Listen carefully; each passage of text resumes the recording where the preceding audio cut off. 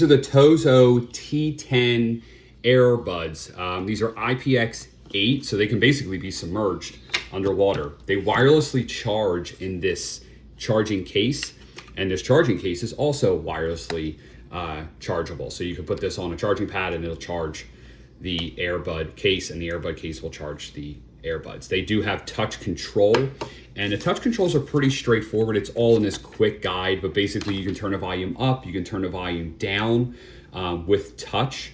You can also activate like Siri and things like that. You can answer and hang up calls, play, pause, skip songs, all that stuff. And it's all real nicely laid out in this quick start guide. You also have an app as well that you can use, okay?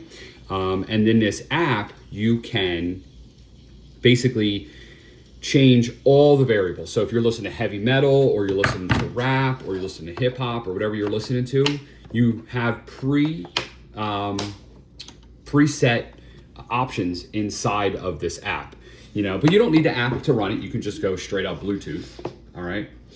They do fit in pretty nicely. Inside of the box, they come with a tether. This is for the charging case because it has a little thing there. And you also have a bunch of different earbuds, earbud, like these rubber things. So if your ears are bigger or smaller or stuff like that, you can really tweak it so that they stay in, right? When they're in, I think they're fairly comfortable. They definitely make a seal around your ear. And what I notice, usually the way I can tell mine are good is if I'm talking and they're not falling out, that means it's a good fit. Because that means you can run and they won't fall out and things like that. So yeah, pretty neat. That's what they look like. You're probably getting a better view than I am. They connected to my phone with no issue. For the price, I think these have a ton of functionality. That's how you can also get power into the charging case. There's a USB-C right there.